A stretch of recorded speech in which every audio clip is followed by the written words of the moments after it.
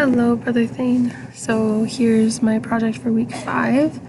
I can't exactly remember what all we changed, but I figure I'll just kind of click around on things and see what's going on.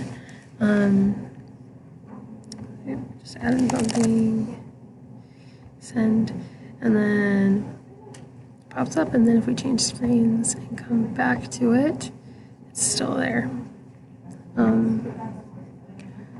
Contacts, I believe we did something with these. It was edit, no? It was just having them show up from the database. One thing I didn't know how to do was these like kind of like sections.